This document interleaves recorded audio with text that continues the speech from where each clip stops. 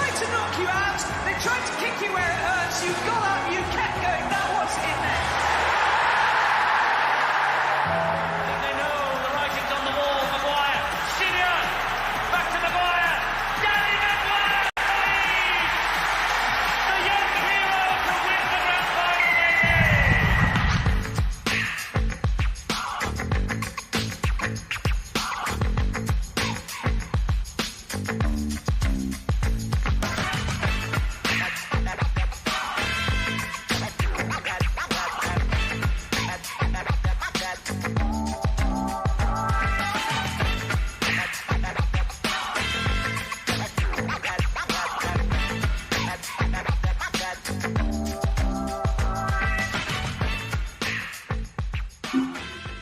Hi everybody, welcome to Lot Pod, the Leeds Rhinos Lot 17A podcast, kindly sponsored by ACD&B, who are a branding and creative design agency based in Farsley, Leeds. They do create standout brands.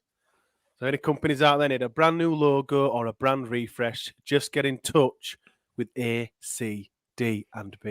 Thanks as always to them for sponsoring us, not only on the podcast, not only with the fanzine, but not only with the merch, but with the studio, which we are not sat in. We are dialing up. We are remote tonight, which we'll address in a moment. This is the match view panel for Leeds Rhinos versus Hull KR. James Donaldson's testimonial. Joining me as always. He is my right-hand man. He is my co-host, but he is our amazing stats man. Statman Reese. I'm a stat man. Freeze.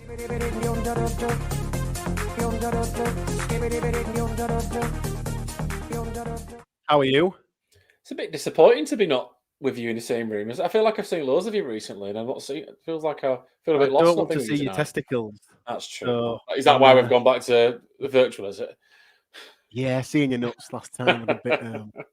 I didn't eat. I haven't eaten since. Yes, we are dialed in. We're back to being remote. We did utilise, for those who aren't aware, the Bradford review for our first ever studio podcast. That was really fun. It was. We're gonna keep doing it. So we do apologise. We will be back into that studio for the Salford review and for the Super League season. I think we have to address something first because we did release 2 videos are available now on We our are YouTube now channel. officially content creators.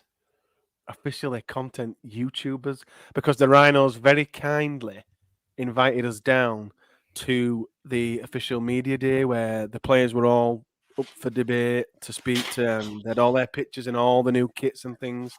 What was your highlight of that day, Statman Reese? A highlight would probably be. Hang on, there it is. He's holding it up now to the For camera. those that are on Spotify, I may have bought Cam Smith's match-worn jersey on Boxing Day, and it is now signed by Captain Cammy after we got to speak to him. So there you go. The good news is it's an XL. I haven't tried it on yet. It did also come Can with you believe shorts, that? and I've not tried them He yet. says he hasn't tried it on. Does Of anyone course. believe that? I haven't tried it on. Promise. You should definitely try it on. Try it on now. Not now. Nobody wants to see your nipples. That's I saw enough true. of your balls last week, Reese. They do not need to see Stop talking about your that. nipples. I've seen enough of your anatomy to last me a lifetime. No, the whole day. Moving on, the whole day in general was just brilliant fun. I think it was quite weird. I think the journalists just see that as a normal sort of pre-season day. They do go to loads of them, but for us, it was just great fun to be part of it. Being able to speak to the players, everyone's just really nice, aren't they? And no one really didn't want to speak to us. We didn't give them much choice, to be fair. But equally, it was just a really nice day. Really, really enjoyed it, and really thanks to the Rhinos for allowing us to come down and film it. Yeah, it was a fantastic day. We all enjoyed it. And I think that type of content is something that we are going to try and focus on more this year, so as the podcast grows. So stick with us. We are working on more of that video type content. But as I say, the 2 videos from the media day are available on our YouTube channel. So if you head over to YouTube and search the Lot Pod, that's us there. That logo, people watching this are aware, and they're both there. We've got interviews with Cam Smith, Little Tom, Jared O'Connor, Morgan Gannon. They're all there. Go Lachie Miller. Lachie Miller, go along and watch. And of course, they are all now friends of the podcast. But this is... I do have one request, Eddie. So I have one request. There is a specific segment on the second video about a certain tackle that Jared O'Connor made in the Bradford game. We've already had votes on the squad. We need votes on the people that listen to the Lot Pod now and watch it to determine whether it was a big cut or not. So as many comments as possible. Comment on the second video with the player interviews, because we ask every player whether Jared O'Connor's hit on Michael Lawrence was a big hit or not, and the big hit is in the video. So comment on that video and let us know who you agree with. So this is the match review panel for Leeds Rhinos versus Hull KR. Who is joining us tonight, Reese? Some people know him as Lorna's View. I know him as the Lot Pod Water Boy. It's Laurie. Hello. Hiya, Loz. How are you? Yeah, not bad, guys. Not bad. Hope you're well. First pod of the year for you.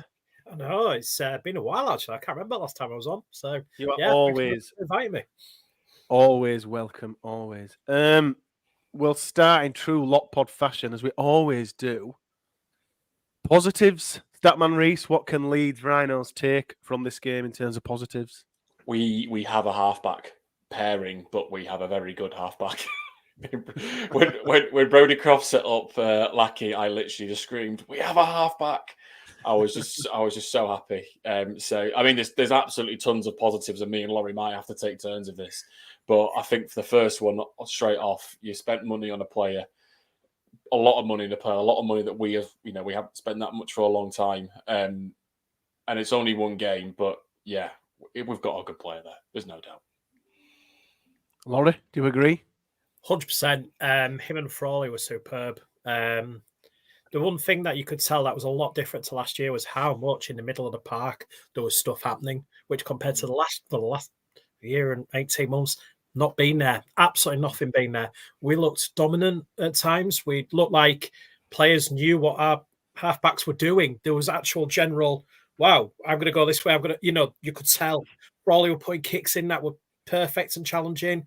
Croft were darting around and putting big hits in as well, tackling as well. I put a right hit in, didn't he? Was it on Yusuf Aiden? It was a right hit. Right in front of me, and you could hear the crunch. It was unbelievable. But generally, it felt lovely to watch. It was like, this is a rugby team who actually look really good. There's no pointing fingers. There's no, every player had a role. It was superb.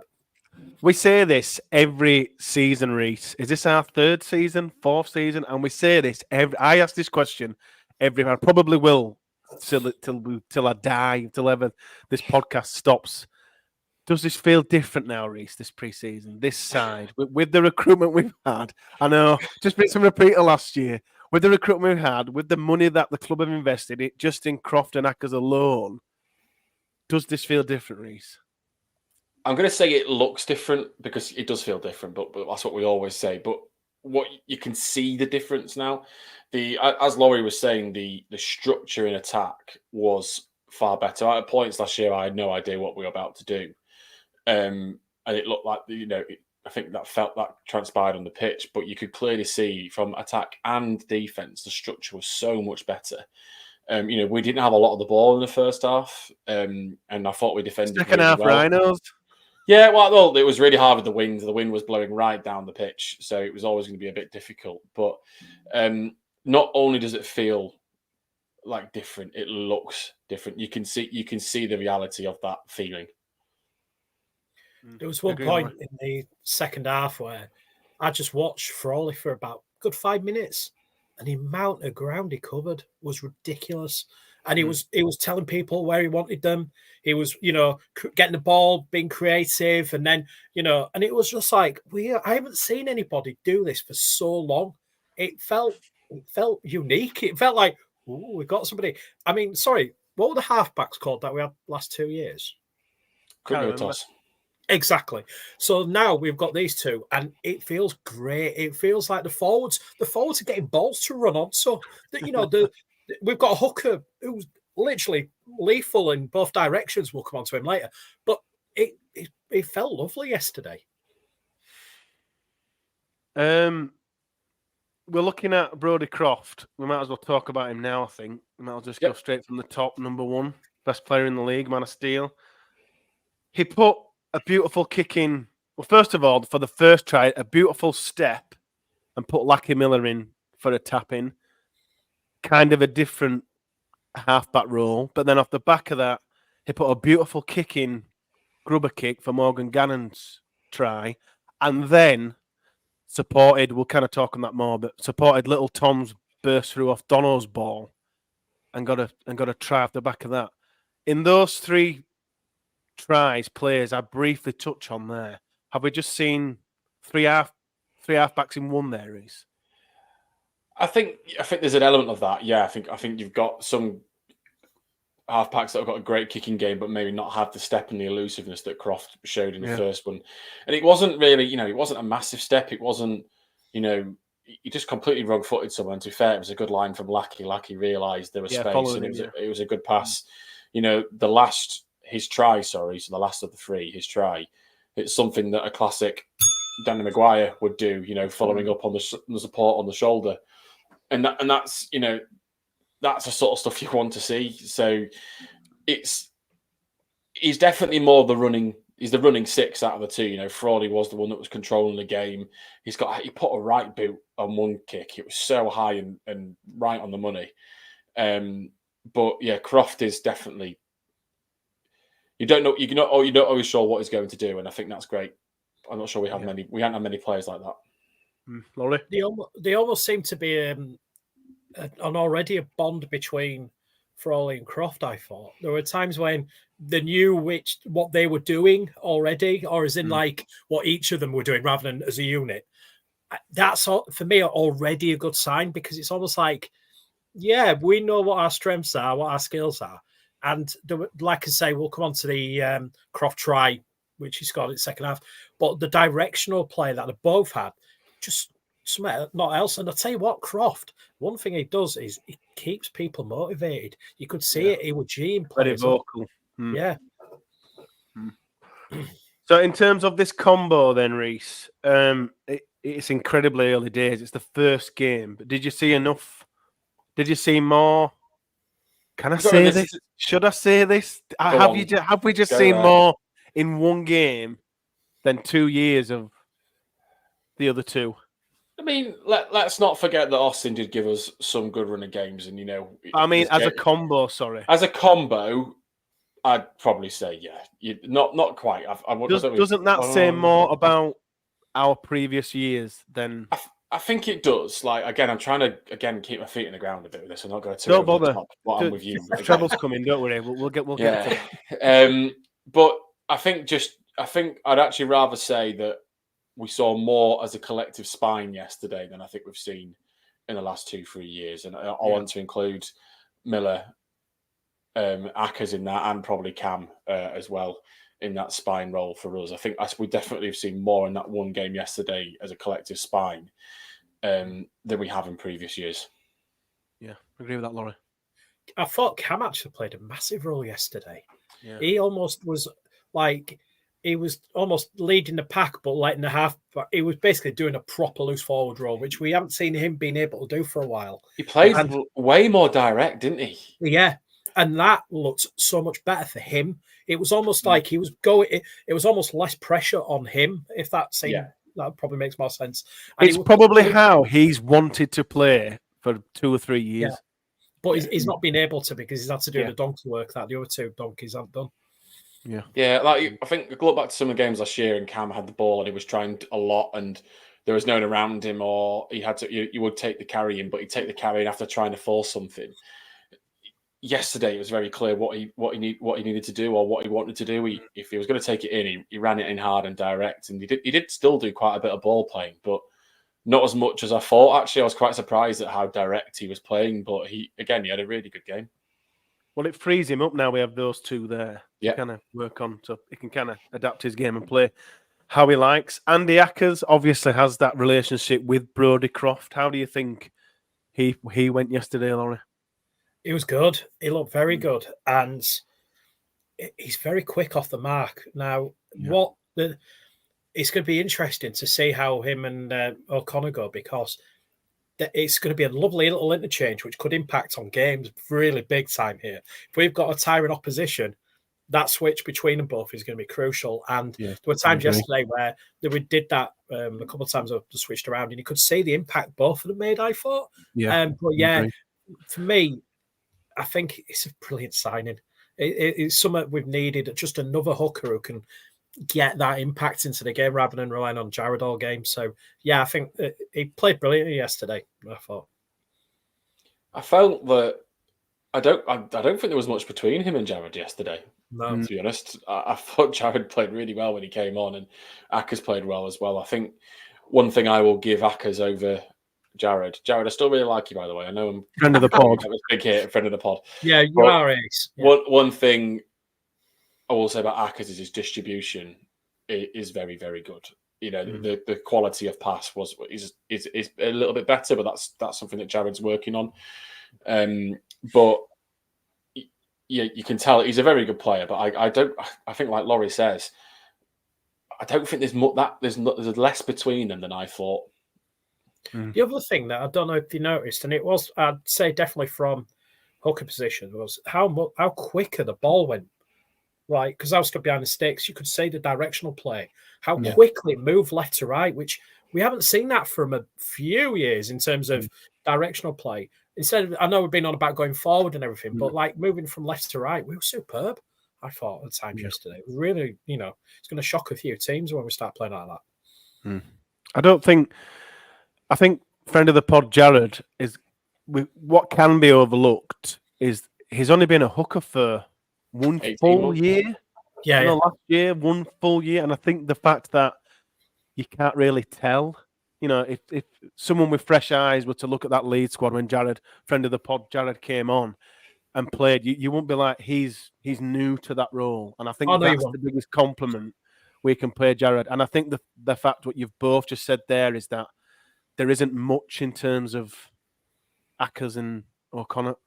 The signing of Akers was a pure luxury signing. I feel like we didn't need it, but because he was available and he wanted, I still think it's the right thing. It's absolutely the right thing, but it wouldn't be something that, if we, when we were doing the podcast towards the end of the season, none of us were saying we need to go out and sign a new hooker urgently. And I think there'll be games this year that might be more suited towards Jared than it will be Akers, because Jared's strength is especially as a defensive hooker, in terms of how he marshals that defensive line and his tackle stats. So, I think there might be games where Ruan might start Jared up because it might be more suited to him. But again, that's a luxury. That's a great position to have. And I think either now can change the impact of a game or be different, which again just adds another dimension as to our game. We are so winning this treble. I mean, all aboard HMS treble. Yeah, we've still got an area of weakness that we needed to address at some point, but we're on positives at the moment, so let's stick on the positives. Yeah, we'll just keep going with the positives all the podcast. I won't let him talk about anything else. Don't worry about it. Another new signing that we'll make our way to now, Lachie Miller. It's now his second game for Leeds, I believe. How do you see? How did you see his performance, Reese, yesterday? Chaotic, I think, is a good word. Friend of the pod, Lachie Miller. So beware what you say. Yeah, I know. Well, what I will say about Lachie, especially from that media day, he's definitely the class clown, isn't he? Like he's the funny guy in the changing room. Brings a lot of energy. Brings so much energy. A lot of energy to that dressing room. Was trying to wind people up as they were doing interviews. He's a really funny guy. Yeah. He was at fault for, I think, the first try. I think he'd overran it, and when Hickey had stepped inside Newman. He was there for the second try as well. Now, I don't know really if there's any blame for that one because Morgan's involved in that. But there was also a lot of good from Lachie. And I think, I don't know quite what he's going to do when he's got his hands on the ball. So I don't know if that's a good thing or a bad thing. But I think it's definitely going to be fun to watch. At one point he got the ball and made a great break. He ran that great support line for the try. So I think there's a lot of good talent there. But I don't think if you look at it, if I'm comparing Akers, Croft, and Miller, I think Croft and Akers are 100% complete in their role. I think Miller's still got a bit of learning to do, whether that's from his journey coming over from Sevens and Union. I still think there's a bit of learning to do, but it was a bit chaotic. But I still think it's more positive than negative with him. Do you agree with that, Laurie? I didn't. I didn't. I wasn't at a Boxing Day game, and I haven't watched it on YouTube. So it's my first time watching him yesterday, and I was right in front of their first try, and the line that his legs were like concrete. It couldn't. I know. I just was like, oh god, that's bad to watch. You know, when the guy sidesteps him basically. But no, for me, I'd say it was really interesting to see him yesterday because he darts around a lot. He does a lot of running, and he likes taking a ball in, which we've not really seen that much from fullbacks recently. So it was a bit of a new thing to see him do that. I thought he had a very poor decision go against him. I thought that we won't talk too much about the referee, but the referee gave, which I thought was pretty poor. But I was quite impressed. I mean, I agree with what Reece is saying. That, Croft and Ackers are about 100%, blah, blah, blah. At a minute, I'd say it's about 80% Miller for me.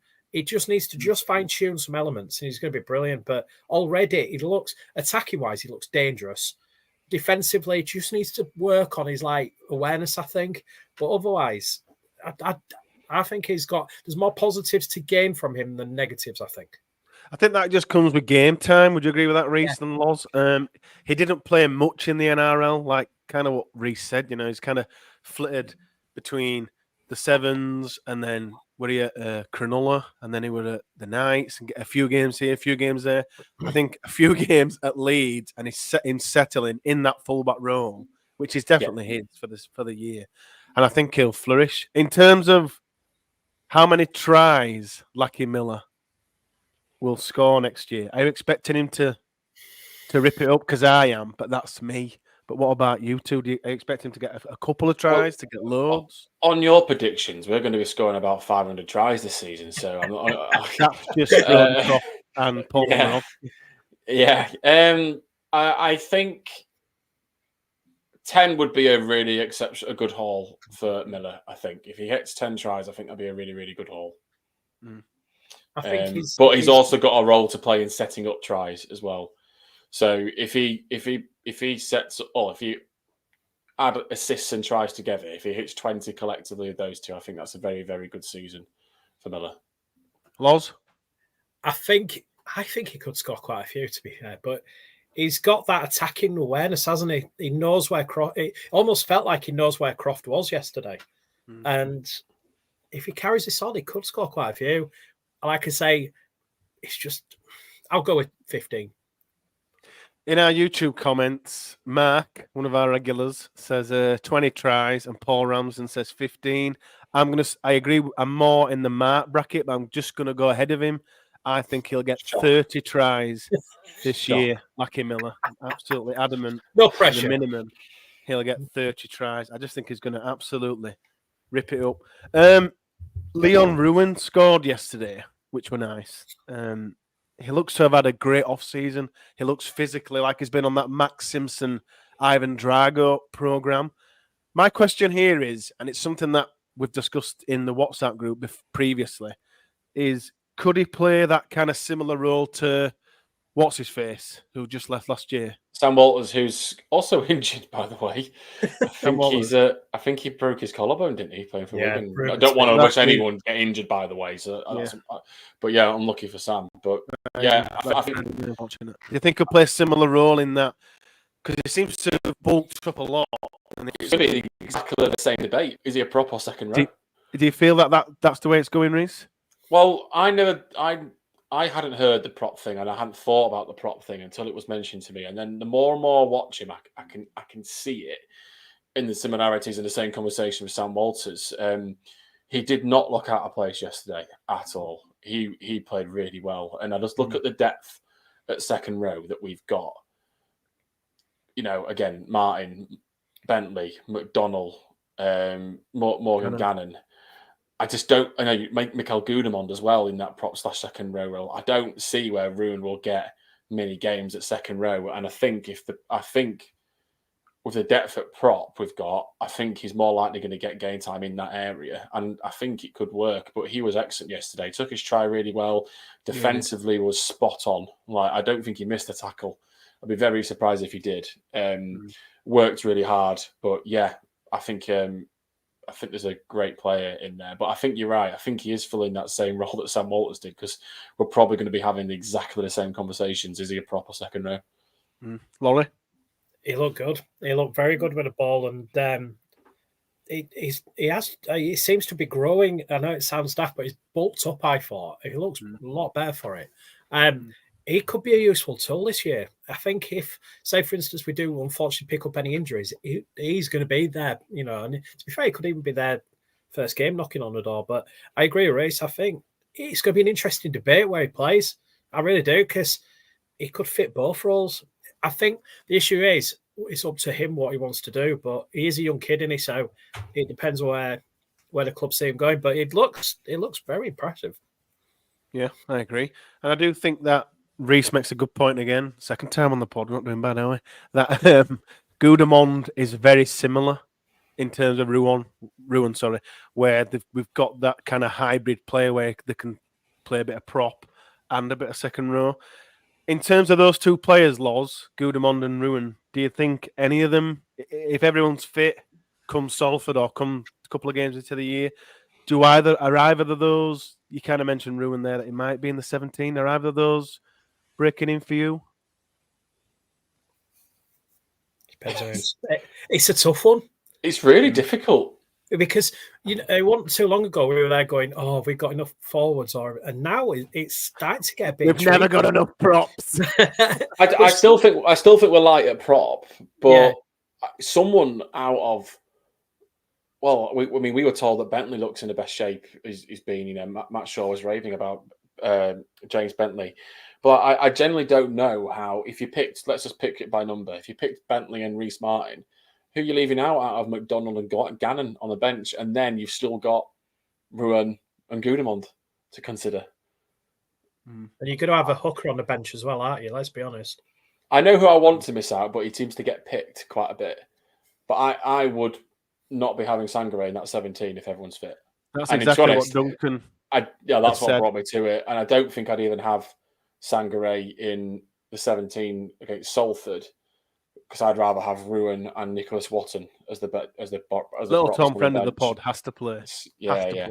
He rewarded himself for a massive Sunday roast on yesterday. By the way, I asked him what his cheat meal was last night. You know, after what you interviewed him on Wednesday. I'd rather have him and Ruan as the props on the bench on come Friday. Duncan agrees regarding Sangare. Duncan says Sangare misses out at the moment. Mark says on our YouTube comments, Sangare not good enough, looks like Tarzan, plays like Jane. And Paul Ramsden also says, let's get it up there, Sangare has looked poor for a while now. Laurie, do you agree with those comments regarding Sangare? Is he not making Salford? Is he not in the first 17, first few rounds of Super League? No. So, right, I might go into a slight rant here. For a guy that size and that bulk, so literally, he takes the ball in, and as soon as the impact is made, his legs stop. It doesn't. Did you hear that, Reece? Reece loves those legs pumping for the meters. But for me, it doesn't. And I just think for somebody like him and his size, he should be taking players with him. It doesn't seem to do that. And it's a frustration more than anything, because defensively, I think he does all right. I know he got sin-bin for his defensive efforts yesterday. But in the same context, it's one of those things that annoy me. I just think he should be doing more when he gets the ball in hand. And he doesn't. So, if we're saying Sangare doesn't make it, does he I mean, he's fit, Reece. So is it a case of getting him out on dual reg to improve his game, or how do we? Because he's absolutely got the frame, and he's the biggest guy in the squad. But if we want him to improve his game, we can't just leave him. So what do we kind of do with him to try and build him into this monster? Halifax dual reg. I think we've seen glimpses of Sangare that there is a player in there. Yeah, he's still, you know, and this is not me saying, it's not like us starting a tirade on Tetovano and Aiden Caesar like we've done in previous years. I still think there's a good player in him, but I think he needs a run of games together collectively where his fitness gets a bit better, because when he's marker or trying to get back to marker on defence, it's a hooker's dream because he's not in position. So it's an easy yard game for the hookers, and his discipline's not always great. So I do think I think there's a player in there. If you can become more consistent, a bit fitter, he's definitely got a big place in the squad. But at the moment, on what I'm seeing, like I've said, Nicholas Watton and Ruan would be the props on the bench in round one. Yeah, round one. Yeah, get him out on dual reg. We had for the first time ever, I think, the video ref was at the game. As by that I mean like a bunker style video ref where the referee would talk to a ref in a bunker to kind of give a review on a try or no try. Very unique system. Did you think that worked, Laurie? That kind of system in place? I know we couldn't see it on the screen, but do you think obviously all games are now going to be live and shown with the video ref? Do you think that the system that they had yesterday could work, or do you think it needs to be on the screen? It needs to be on the screen because we couldn't see anything. It was just literally a camera shot of the pitch still. It was nothing. And it kind of felt a bit like, what's going on? At one point, Brett Delaney was... It's a bit like VAR, right, at the football. Yeah.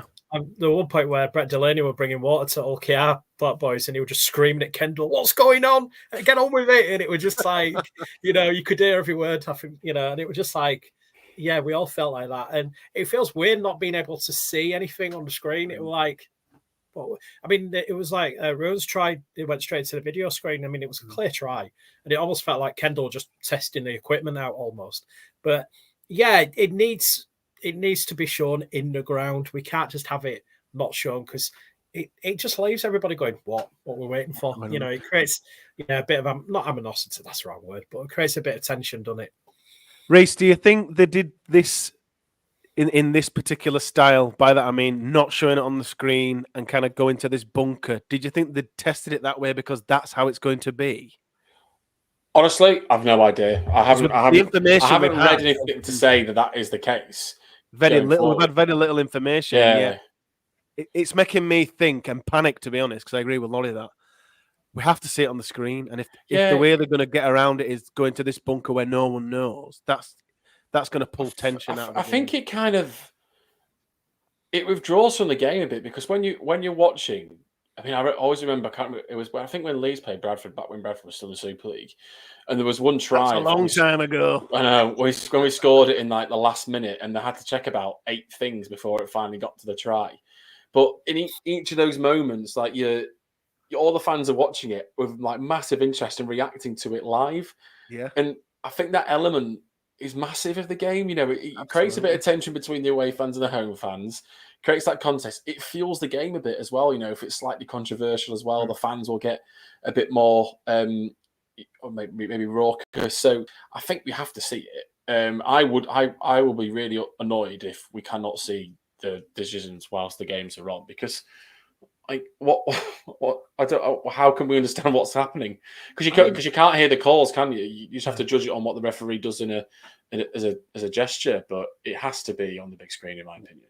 I could say because Hull Chaos got a try, didn't it? And it got ruled out, but it was easily not a try, and yet Kendall's like, "Yeah, I've got to go to the screen," and it was like, it was a clear day knock on, or I think it was, and he just basically went to the screen for it, and it was like, I know it's a test, but you don't have to test it if it's not needed. Well, fingers crossed. That was just the only thing they could do because it was a friendly, and hopefully when Sky do show all the games, we do get that full coverage on the big screen. Ned McCormack scored a try, his first try for Leeds. It was a gorgeous setup play. I think it were Cammy to Frawley, Miller to Ned, who cut back inside and scored. Really happy for him. He scored his first try. That kind of setup, we haven't seen that for a while, I don't think. It was a gorgeous try, Reece. That kind of, it looked like they'd set a beautiful set play up on the left. I think Croft went to the right.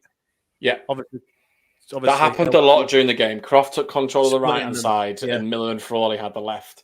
And Cam was sort of floating between either side. But no, it was a really, all those players you mentioned is that spine, isn't it? It was, I can't remember who was a hooker, but either way, it'd have been a hooker to Cam, to Frawley, to Miller, and then finishing off on the wing, it's the spine, isn't it? And that's hopefully how we'll score a lot of tries this year. But it wasn't a walk-in for Ned. Ned had to finish that. He had to step inside. He took a right swinging arm from Peter Hickey, I think, or Tyrone May on the way in as well. But really, really good finish. And obviously everyone's heard me rave about his brother. I think for the first time, Ned out of the two was brilliant. I thought Ned actually was the best youngster on the pitch. Jack Smith got a lot of game time. Riley Long got some time, but I thought Ned McCormack was the pick of the kids. Agree with that, Laurie? 100%. Yeah, he took that try like a seasoned pro, which is really good to see, actually, especially for a kid of his age. Took it and he knew how to finish it, even with added pressure. Perfect. And I think he's going to have he should have a really good future at the club as well as his brother, hopefully. So, yeah, he had a couple of strong carries as well, like out from deep as well, didn't he? Yes, And he had some good tackles as well. So there's again, it goes back to our conversation like week, Eddie. Saying generational talents. This is the best crop of players coming through. Yeah. I think there's a lot to be excited about with these kids coming through. I don't even really cast Jack and Tom Nicholas Watton as a kid anymore because they've got squad numbers and they're in the team and they're probably going to play. But they are still kids in that category as well. Yeah. Mm-hmm. No, for Ferguson and Ned are going to kill it. Mark my words. Those two are going to be superstars for Leeds. Can't wait to see them play it more.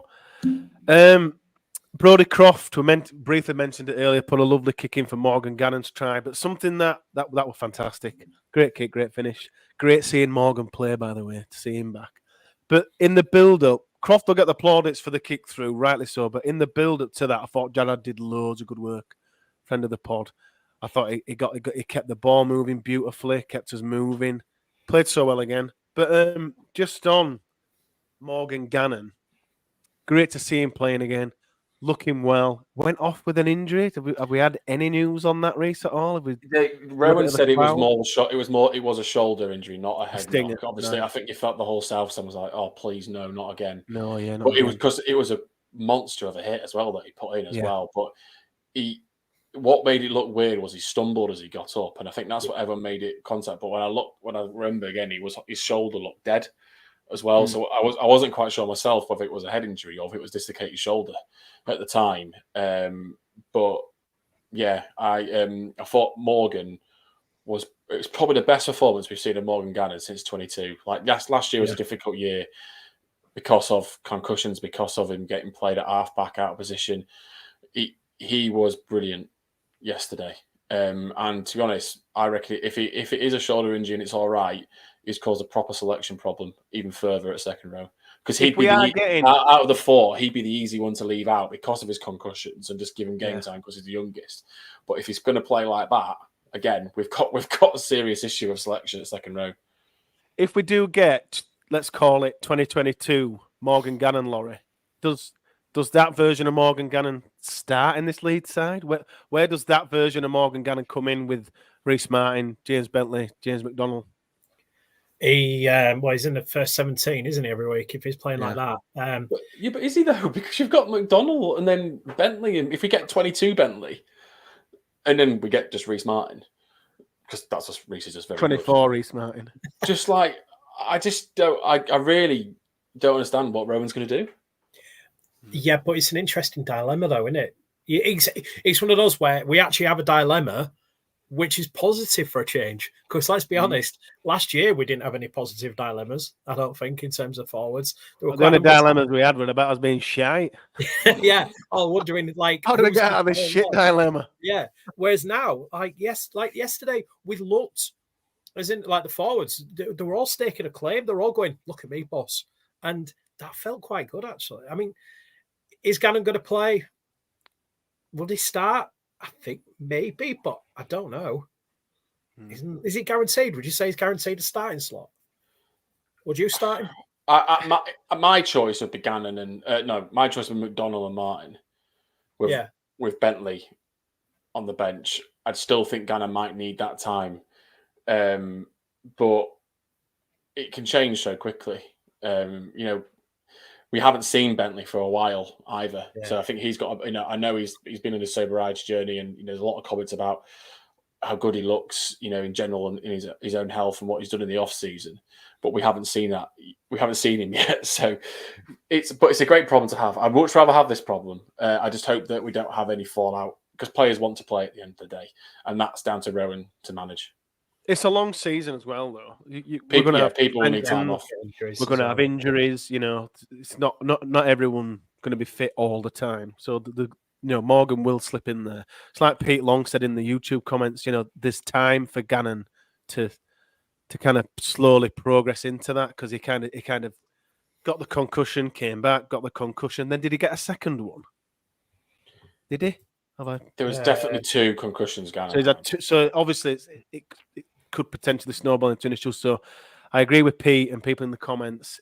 Let's just give him time. But if we do get that 2022 version of Morgan, friend of the pod, he'll absolutely tear it up, because his trajectory and his potential is sky high. A lot of people, when he first came in playing at 17, were saying he's the new Adrian Morley, and that people just don't say that lightly at all. James Donaldson, it was his testimonial. How did he play, Reese? Were you happy with Dono's performance? Great ball to little Tom, friend of the pod. Yeah, before I wax lyrical about that pass, because it's not being celebrated enough. Word for Glyn Bell, by the way. For Glyn, the kit man, for the shirt, the number. One, for managing to create a better font than Super League have done. And for 2, the number was brilliant. If anyone's not seen it, photos from his career molded into the number 25. It looked absolutely brilliant. But I thought Dono was in shout for player of the match. I thought in the second half, especially, he was absolutely brilliant. The pass that he did for Nicholas Watton. Now, let's not take anything away from little Tom, because it was a great line. A really clever line, like a young Danny Maguire. The pass from Dono was unbelievably timed, just like perfect. I'm like, why do we need Brody Crawford? We've got Dono. But then after that, it got a little bit feisty, and Dono was smashing people left, right, and centre. He were putting hits in. He managed to wind up Mikey Lewis, which admittedly is not, which is always hard. Good. Yeah, always good. I didn't see whatever happened, but after it was all started to stop again, it was obviously enough that Michael Lewis was still walking after and trying to push him, have a go at him. Really? So he's done me out properly. But yeah, I really enjoyed Dono's performance. Actually, he put some cracking hits in. Do you agree, Loz? He was brilliant to watch. He was literally, I know it was his game, but he really did take the term "my game," and he was literally going for it all the time. And it was that pass, though. I couldn't properly see who gave that, because the post was in my way when they did that pass, Dono. So to TNW. So who did you assume made that pass then? I couldn't see it. I just saw the TNW. Yeah, but how good that pass was, Larry? Who did you assume made it? Hey, I would have thought it was Croft. I thought it was a 1-2. I generally thought it was a 1-2, and then I was like, it really till afterwards. I was like, what, really? Because I could. I would have given that, by the way, Loz. I'd have said like a Ledsky or something. There's no way. I would have said Croft. Rhinos have clipped it out of their own clip on their own channel. They've got Nicholas Watton going through. They've cut out his pass. Put it on, boys. If you want Super to watch League have put it on. Good. Yeah, it looks it's beautiful. Testimonial. Give him bloody credit. But no, it was really good. And the thing with Dono is he's a grafter. He grafts every time. Yeah, he's not the best player in the world, but every time he puts the shirt on, he he goes for it. And he doesn't make the 17 this year, but I don't think with the players that we've got. But you know, if we ever need him to be called upon, he'll put 100% effort. Yeah. Anyone else worth mentioning before we go to man of the match? I thought we saw glimpses of the better Newman. There was some really. He was unlucky on one of the runs where he got ripped off, but there was some of the old style runs where when Harry gets the ball, you go, he's going to do something here. And there was on one of those occasions he did make a load of yards. But yeah, I thought much better from Newman from what we've seen towards the end of last year. Alensky seemed to be like man marked. Like every time he got the ball, there's like 3 or 4 people. But it was again good to see him get minutes. But I don't think there was anyone else. I thought from a KR perspective, I thought Hiku played really well. And I thought Tyrone May played really well actually as well. It was interesting. He's got a decent mullet race, Tyrone May. Yes, he has got. I was watching that quite a lot. Fair play. But yeah, I think. Thanks, Mark. I think Hull KR will be. I still think they'll be up there this year. But as I said on the Red Robin on Thursday, we'll be the top Yorkshire club this year. Tom Nicholson Watton. We kind of haven't really spoke about friend of the pod, little Tom. Is this a silly question, Laurie? Is definitely going to be? Should he be in the 17 for Salford? Yeah. He makes yards. He causes havoc, and that's what we need. We really need somebody to do that. And the talk of him going to there were talk, wasn't there, of possibly going on loan to somewhere. Even at the start of the year. Nah, we ain't gonna letting him go. No, he needs to be in that match day squad no matter what. I think he's a great prospect. There's going to be a lot said about him. And if I read right, Carl Amo were commentating on the game yesterday for the test footage that they were doing and stuff. And he said afterwards he thought he was a star. He thought he was a man at match. He said he was really good. So even when a fellow forward is rating him very good, so something I think. Do you agree, Reese? Well, I'm trying to think. I was trying to do the research then. Which props are out for round one? Because is Lassonia making it for round one? Potentially. And is Holroyd making it for round one? No, possibly not. Don't think so. Because at the moment, there's a shout for Nicholas Watton to be starting. Yeah. It wouldn't surprise me. When we spoke to him at the media day, just in case no one realised, we went to the Leeds Runners media day last week. But when we spoke to him, he wasn't quite sure what the season held out for him. For me, he's in a 17. Yeah. Without a doubt. I think there's a really ahead good of player in there. Sangare. Yeah. 100%. Yeah. There's a good player in there. Works hard, great mentality. Yeah. Friend of the pod. Friend of the pod, obviously, yeah. I think I think that's probably my easiest shout after the whole weekend. How old is he? He's 22, I think. 22. So he's a young forward who with plenty of time on his hands. Yeah. He needs to be getting games. We've I agree. Definitely needs to be in the 17. I think he will be. We've waxed lyrical about this squad, about this game, about how well we've played in this game, pretty much in the off season. And we haven't seen Paul Momorowski. Is that a scary thought, Loz, that we've got Momorowski, his skill, his pedigree to be added into this side? This is why we're getting the treble, right? Yes. Yeah. He could be brilliant. I mean, he's going to look a bit rusty for a few weeks, but even that I'm getting slightly excited about. He could tear some weak defenses apart. I mean, no offense, Salford, but hey, if he's up against Nene MacDonald, who? Yeah, that person, yeah. He could, well, will it be on the same side pitch? Maybe not. But it could be it's going to be brilliant, and he could have some chaos on that, on this side of the park. How many tries is Momorowski going to score, Reese? I think he'll set up more than he will score. And again, I'll go a reference I've made again loads of times.